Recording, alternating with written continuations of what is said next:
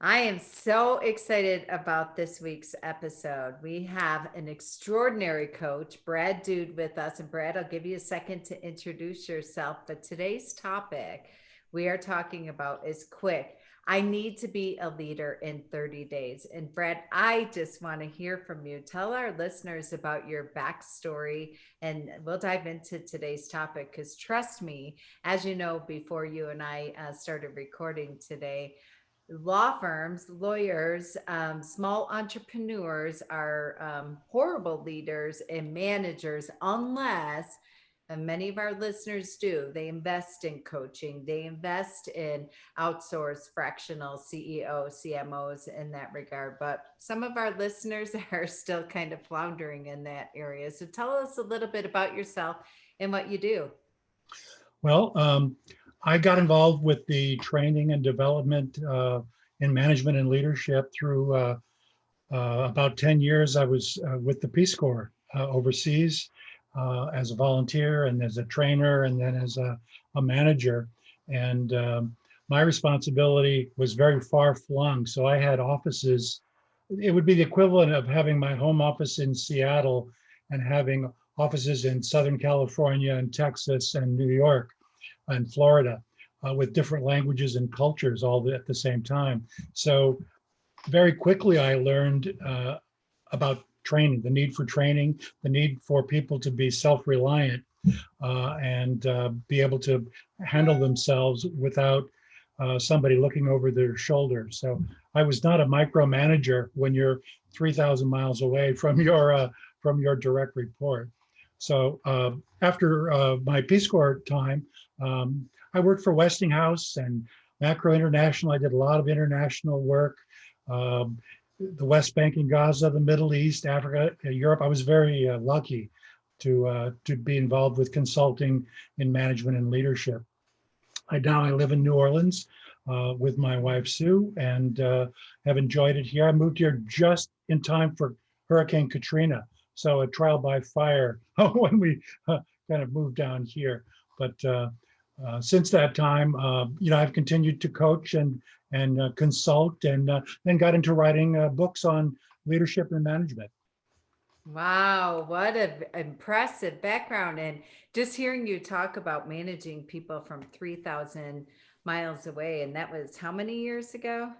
Oh, that was about 20 years ago, or actually more like 35 years ago now that I was doing that. But it kind of has followed because I found in my leadership practice, I taught a leadership course at NASA for the last 9 years, and very similar issues of scientists and engineers, administrative, legal folks, uh, not having much time for training, uh, having to get it the first time around and then go off and do it themselves with not a lot of coaching. So I found it very similar to my time out in the Pacific. I was in the Central Pacific for such a long time. Yeah, and quite often, it turns that way, especially since a pandemic. I mean, think about that. You did that. I've been doing it for 20 years now. You 30 plus years in managing or leading from a distance in a virtual environment, 30 years ago is virtually unheard of. And now this topic could not be more time sensitive and needed because for many of the law firms that we work with, they did gratefully experience a tremendous amount of growth during the pandemic and during COVID and things of that nature. They had to deal with, increase in business, but also then having virtual employees and then having a need for attorneys. They're in the conference room, they're counseling clients, and any time that they're spending managing team or doing administrative tasks, it's taking away from the bottom line of the business. So I Sure. would love for you to talk to us about this topic, as I'm sure that you came up with it because you've gotten phone calls or emails or requests to say, quick, I need help. Talk to us a bit about, what you can offer to our listeners today with this topic. The uh, the idea came because for the book came because we found at NASA and for other clients I've had, really even international clients, oftentimes people are promoted because of their technical skills. They're the really good lawyer. They win every case. So let's make them a manager. And so all of a sudden, these folks are put into positions of responsibility for, developing teams and leading their organizations, or whether the departments or teams, with virtually little or no leadership experience. And so they end up falling back on what they do best, which is their technical skills. And that means they're getting in the business of all their employees, and that's micromanagement, and that's usually received negatively by folks, to put it nicely. So I felt that the course that I had been doing, a 12-day course in leadership at NASA for a long time, I wanted to expand that. I found that the folks, we were doing it over 4 months, like a 3-day bite for 4 months in a row. Um, and people, there wasn't enough time. They wanted more. They couldn't remember everything that they learned the month before, 3 months before. So I felt they needed to have a self-directed guide that really would walk them through, especially somebody that's newly hired or newly promoted. How do I lead wherever I am? And so I developed a kind of a step-by-step model that is kind of written as if it's a course that you're reading about, but that you're taking it yourself. And it includes leadership readings and exercises and journaling assignments and getting to know team kinds of activities, and suggesting that you have a mentor or a coach or a close friend that you can bounce ideas off of, and they can give you feedback. So it's kind of all encompassing in one book. And so that's why I called it that. Hey, quick, I need to be a leader. I just got promoted, and within a month, I'm expected to hit the ground running in my organization. There's really no time for training. In fact, we found that training typically for new employees don't happen until the 7th to 9th year of employment. And that's especially for millennials who are just newly hired, kind of entry level folks. So we thought that the need for this kind of a book, it would be a fun, easy read, something you can go back and forth to, and we had a lot more leadership principles and concept that we do than we usually do in our course.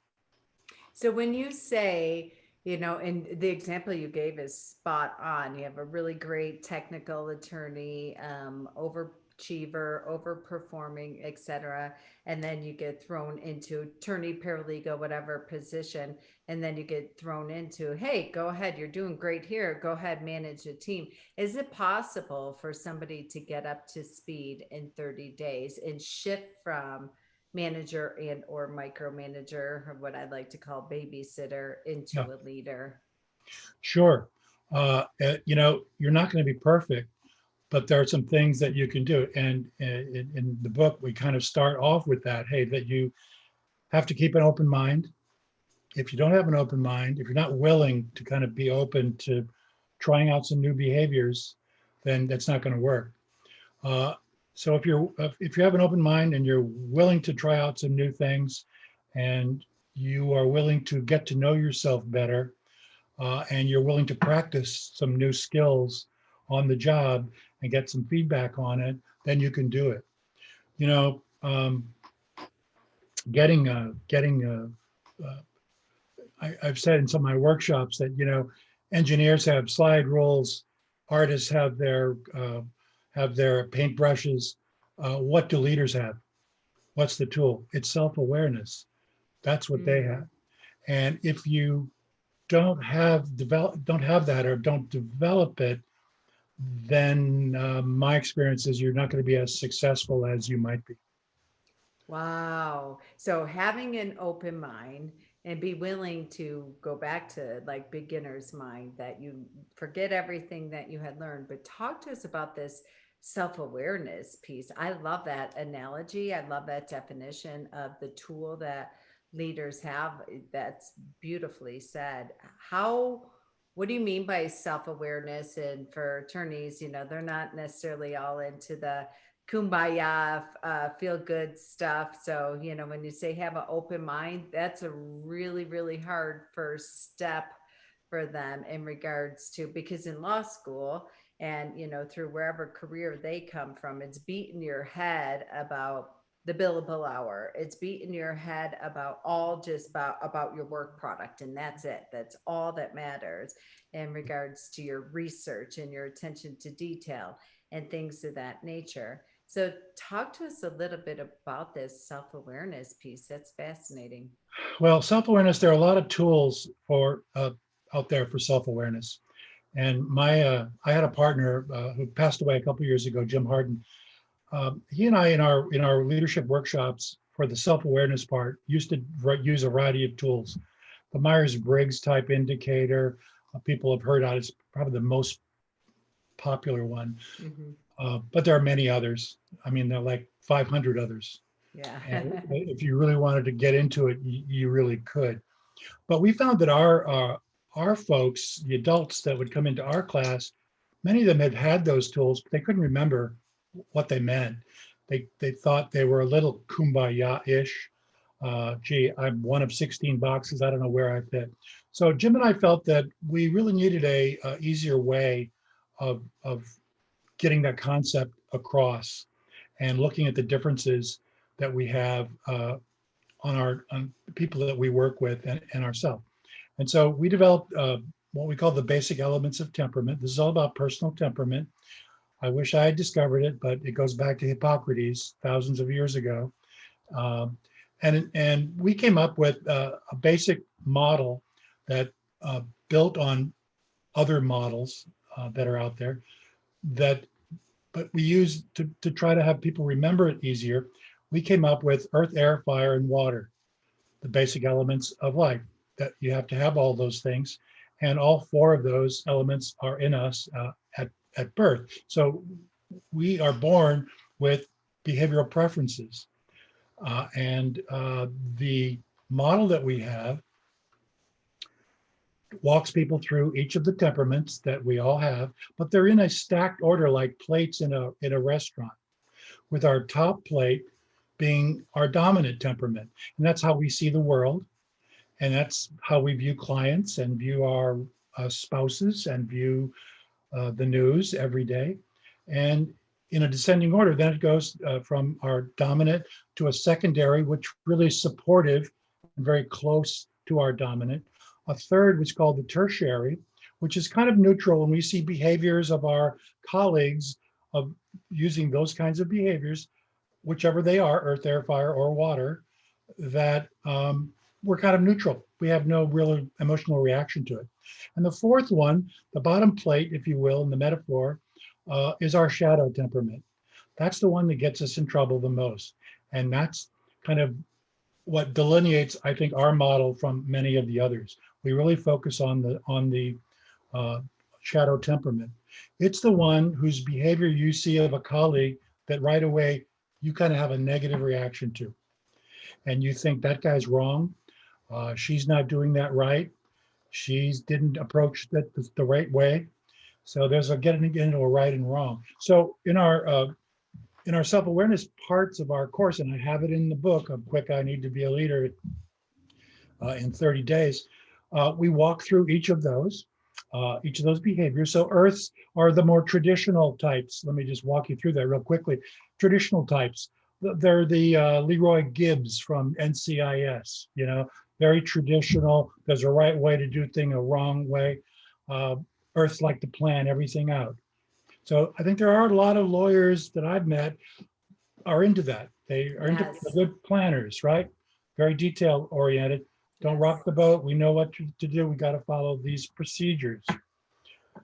Airs are more intellectual types. If we take it to the extreme, this is the Big Bang Theory guy who is very intelligent, but has no emotional rapport with people. Can't make good relationships. Um, so those are the heirs, and they are visionaries. They look ahead. Very smart folks. Um, They make also oftentimes great leaders are strong heirs because they have vision to look 5 years down the pike at where our firm ought to be going. Fires are the more playful types. These are the folks that catch on really quick to what's going on, but they don't want to do things the same way we've always done them. Let's Mm. try it a different way. Let's be innovative and creative and have fun while we're doing it. And so those are the fires. And then the waters, they're the people. These are relationship people. These are the folks who, no matter what the organization is doing, they want to make sure it doesn't have negative effects on all the employees and staff. So they're the ones that look over any kind of innovation on benefits or salary structures. They want to make sure that nobody's getting cheated about that. So we have all four, and all four of those types of behaviors are in all of us. We Mhm. all have, and our goal with our training and our book is to have people aware of those. Sometimes people you've never aware. I've had people in our courses that said, I only thought I was dominant. I had a dominant temperament because that's the way I look at everything. But we point out that you've got people in your team or that you are leading who might be dominant temperaments that are from the other three categories.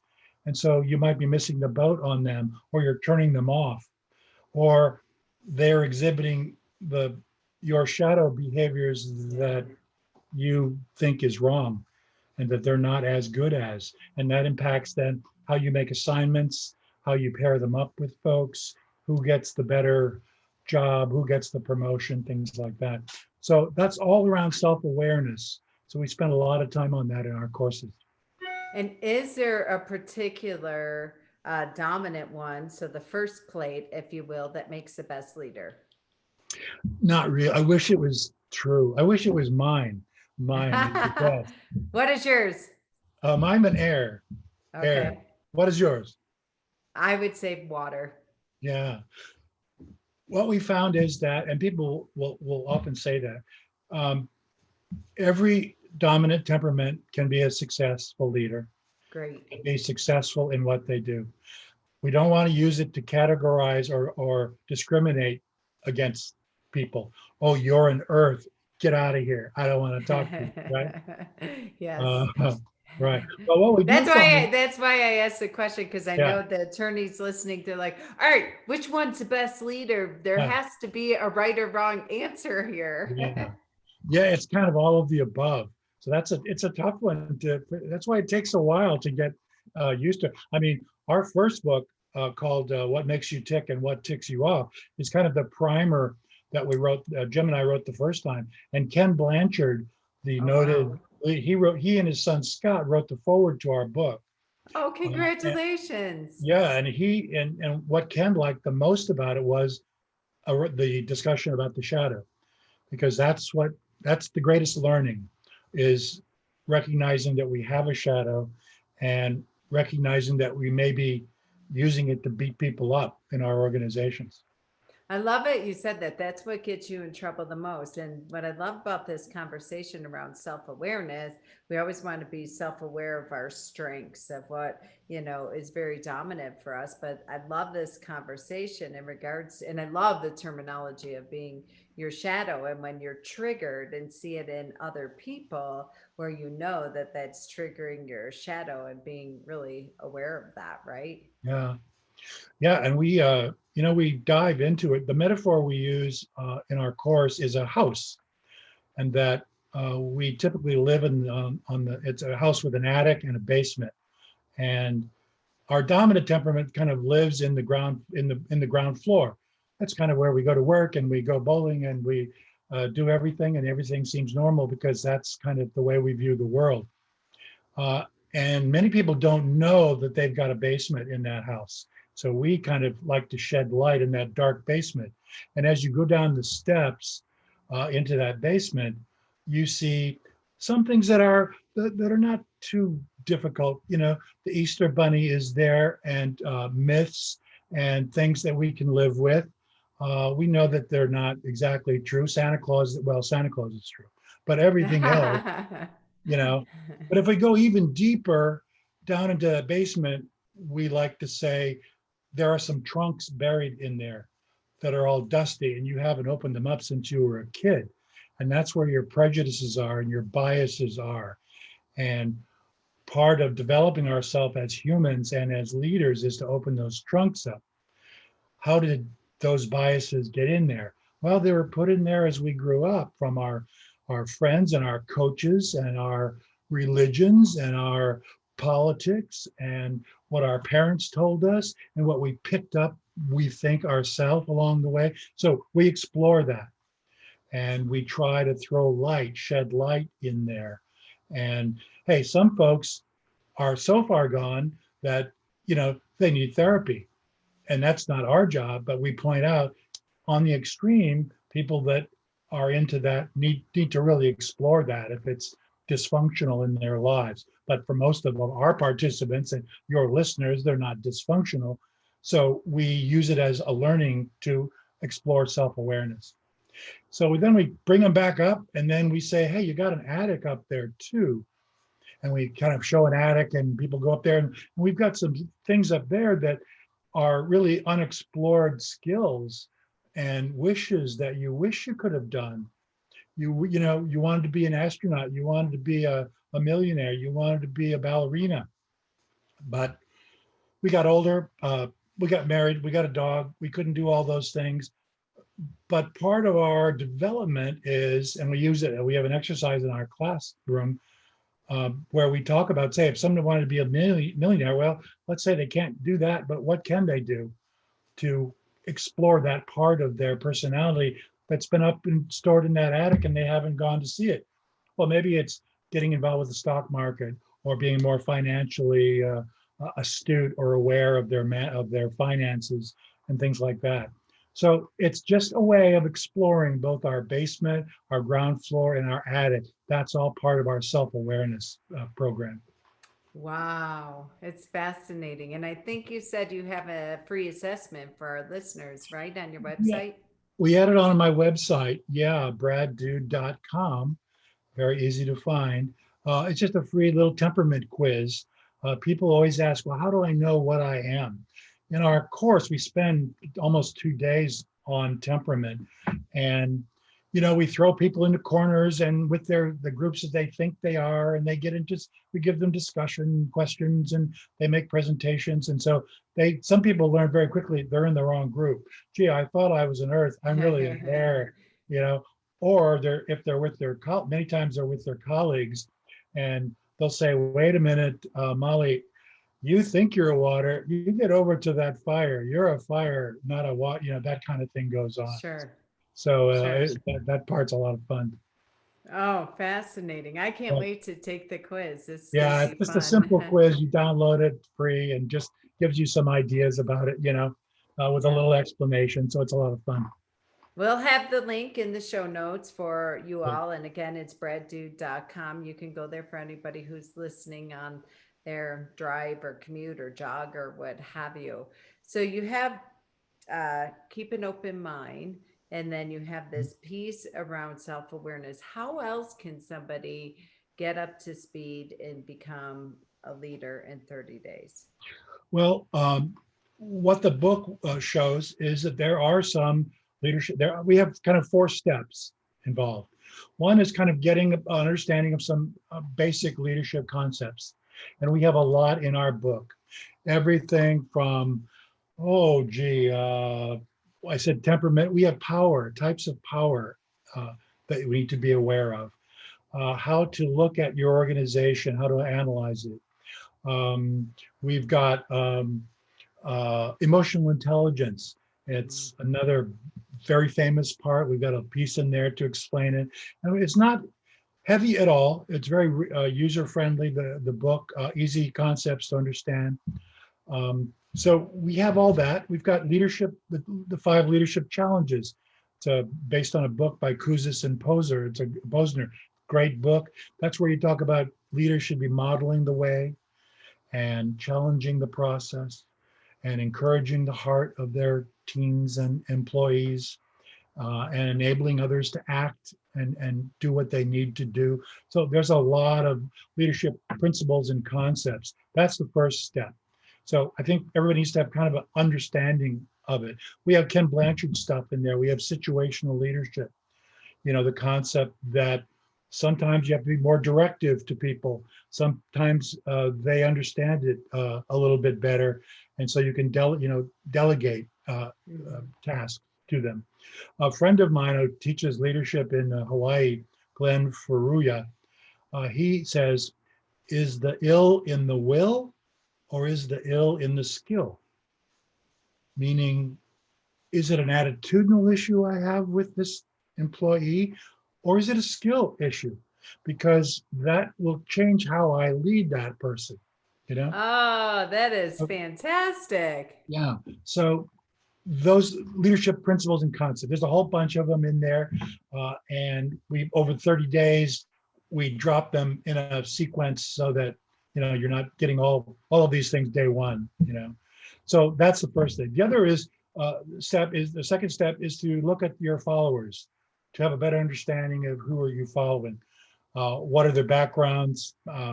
Leaders who don't know their followers may be leading and nobody's following them, and leaders that go off on their own with no followers are just kind of crazy.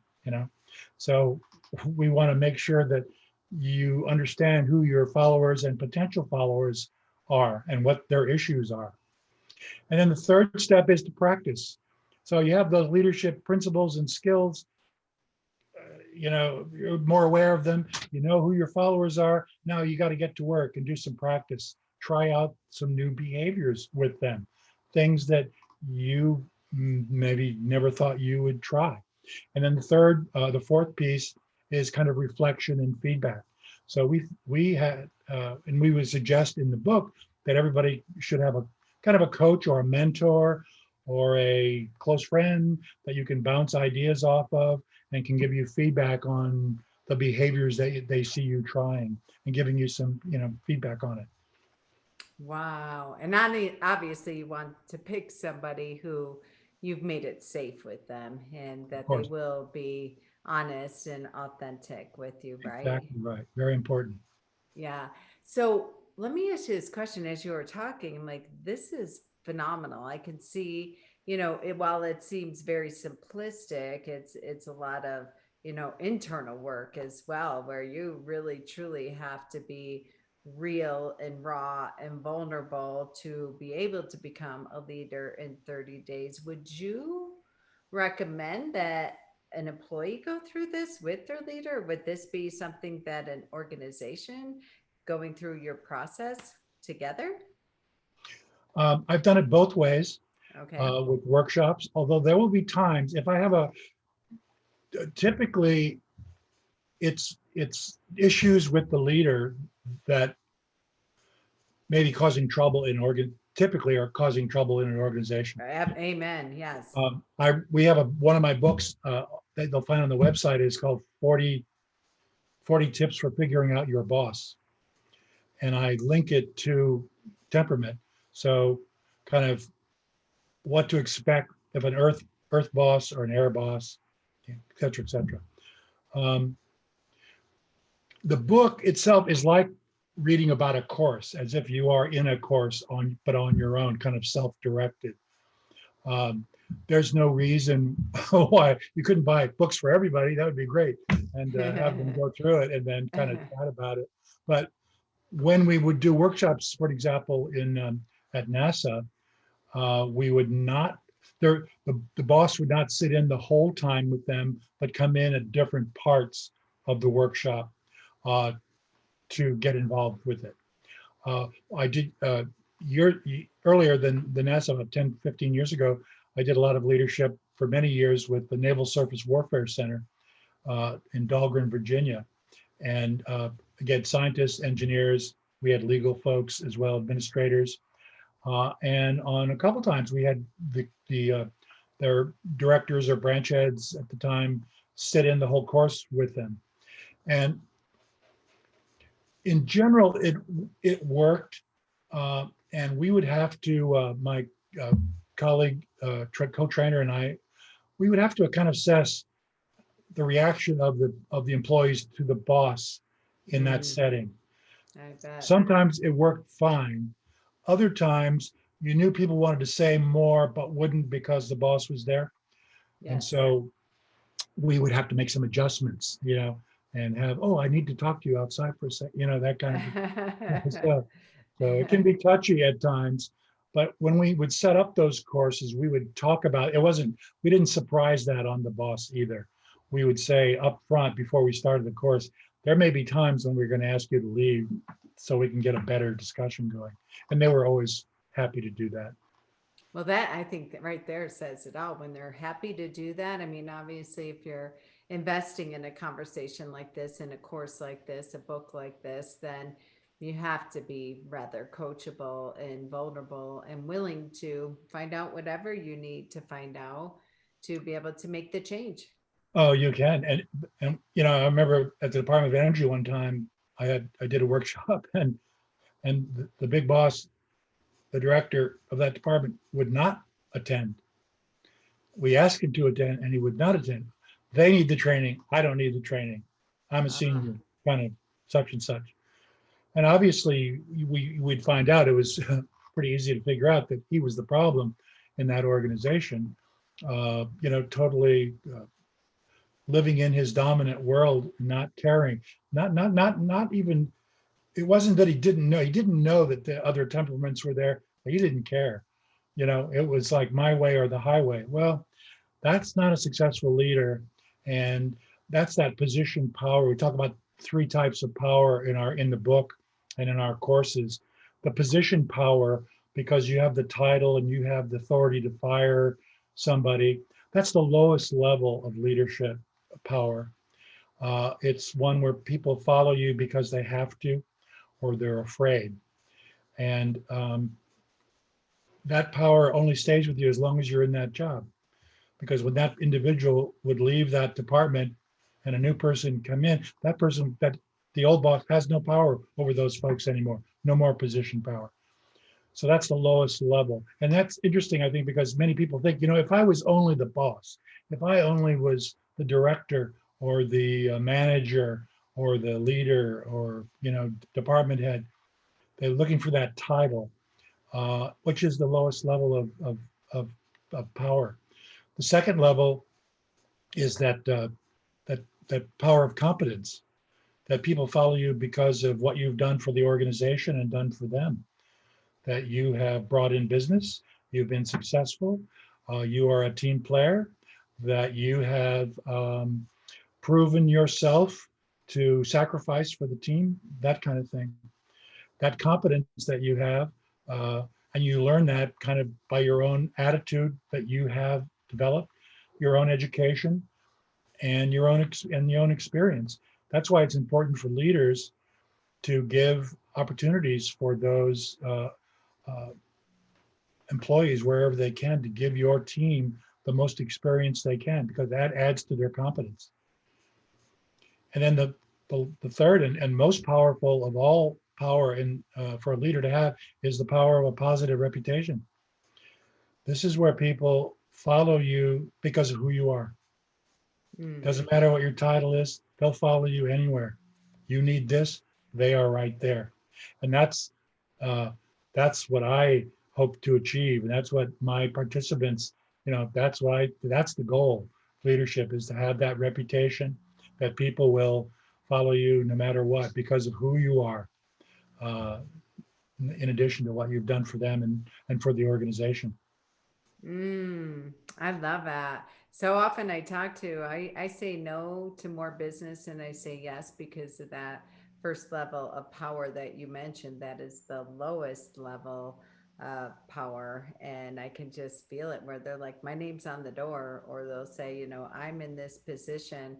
And, they have an employee mentality around what they're looking for in people. So I love those three different distinctions. I always say you have to remember that you're building a tribe of human beings versus human doings. And a big portion of my business is staffing. And they're all about the skill set. Like you said, they're all about the resume. They're all about the credentials, and they will not. It's when I can't get somebody to shift to hiring and interviewing the human being first, and then the human doing and align and couple that, then I'm like, you're not a good fit for me because the person's going to leave. They're not going to stay there if you don't build Exactly. an organization around, like you said, that positive reputation. Well, organizations have temperaments. Think about the police department, Earth, structured rules, laws. Mm, We have stripes to show our where we stand in the authority. hierarchy. Boy Scouts, badges, be loyal, take oaths, all that. Um, then you get a Disneyland kind of a little bit more waterish, right? More family friendly kind of thing. So if you're or a bank, it's kind of Earth. Uh, we had a friend of ours who was a fire, playful, innovative, creative, but needed a job. Took a job in a bank, and he lasted about 6 months, 8 months, and he said, "It's driving me crazy. You can do the That's work. It wasn't the skill, it was the will. You know, it's like so regimented. You must walk this way and do this and have this form and that, you know. And so it's not that he couldn't do it. It. I think when your dominant temperament is in conflict with your organizational temperament, mm. your frustration level sometimes gets quicker. It's you reach that boiling point a little bit quicker. Wow, Brad, what a amazing, amazing background and your journey. But this episode has been phenomenal in regards to so much that you've taught us about temperaments and about leadership and power, and a lot of information that many of our listeners I know are probably have pages and pages and notes now. Thank you for being our guest and for just giving away so much value and wisdom. My pleasure, Holly. It was great to be here. Really enjoyed your show. Yeah. Okay. All right. That's a wrap. We're going to put in the show notes, breaddude.com. Highly, highly recommend that you will put a link to the book in there, in addition to taking this beautiful gift that Brad's given us of the complimentary quiz. I know I'm going to be going and taking mine as soon as we hang up today. Great. But until next time, this is another episode of Hiring and Empowering Solutions.